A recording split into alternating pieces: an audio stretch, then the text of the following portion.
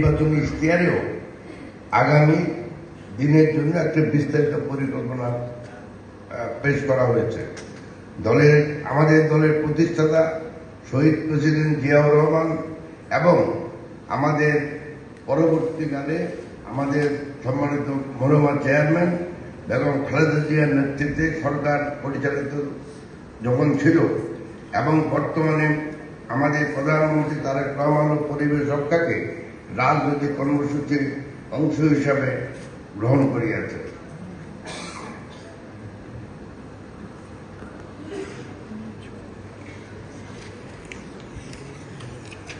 সদ্য প্রয়াত আমাদের প্রধানমন্ত্রী বেগম খালেদা জিয়ার শাসনামলে বাংলাদেশ পরিবেশ সংরক্ষণ আইন 1995 প্রণয়ন করা হয়। এই সময় তিনি পরিবেশগত অপরাধের বিচারের জন্য দেশে প্রথম পরিবেশ আদালত সৃষ্টি করেন। তার সময় ব্যাপক আকারে সামাজিক বনায়ন করা হয়। বর্তমানে যার অর্থনৈতিক ফল পাচ্ছে দরিদ্র জনগণ ও পরিবেশগত ফল পাচ্ছে সমগ্র দেশবাসী। আপনারা জেনে খুশি হবেন যে মাননীয় প্রধানমন্ত্রী জনাব তারেক রহমান বন, বন্যপ্রাণী, পরিবেশ ও জীব বৈচিত্র্য রক্ষায় ন্যাশনাল গ্রিন মিশন নামে 5 দফা পরিকল্পনা ঘোষণা করেছেন। এর ভিতরে আছে বৃক্ষরোপণ কর্মসূচি, জলাভূমি ও নদী পুনরুদ্ধার, ক্ষতিকর প্লাস্টিক ও শিল্প কারখানার বিষাক্ত রাসায়নিক ধীরে নিষিদ্ধ করে পরিবেশ বান্ধব বিকল্প ব্যবস্থা গ্রহণ, জলবায়ু সহনশীল কৃষি, জলবায়ু পরিবর্তনের ঝুঁকি মোকাবেলায় দক্ষিণাঞ্চলে লবণাক্ততা সহনশীল কৃষি ব্যবস্থা এবং ট্যাক্সই অবকাঠামো গড়ে তোলা, পরিবেশ শিক্ষার ভবিষ্যৎ প্রজন্মকে সচেতন করে স্কুলের পাঠ্যক্রমে পরিবেশ ও জীব বৈচিত্র্য সংরক্ষণ বিষয়টি অন্তর্ভুক্ত করা। আমাদের সরকার অর্থনৈতিক উন্নয়নের পাশাপাশি পরিবেশগত সুরক্ষা নিশ্চিত করে এবং টেকসই স্থিতিস্থাপক বাংলাদেশ গড়ার লক্ষ্যে ইতিমধ্যে কাজ শুরু করেছেন।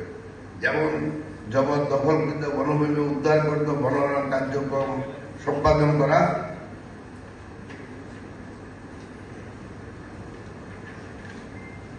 বিভিন্ন জেলার উপকূলীয় চর অঞ্চলে 200 হেক্টর ম্যানগ্রোভ বাগান সৃজনের মাধ্যমে উপকূল জুড়ে সবুজ বেষ্টনী গড়ে তোলা, রাঙ্গামাটি, চট্টগ্রাম, কক্সবাজার, বান্দরবান, ময়মনসিংহ, সিলেট ও অন্যান্য জেলাতে সরকারি অবক্ষিত বনভূমিতে 1,30,00,000 চারা রোপণ, এর মাধ্যমে পাহাড়গুলোকে সবুজে আচ্ছাদিত করা।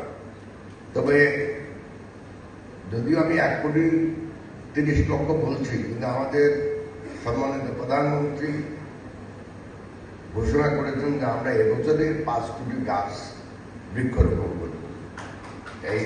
এটা আমরা কার্যকর করার জন্য ওনার সাথে অলরেডি একটা মিটিং আমাদের হয়ে গেছে।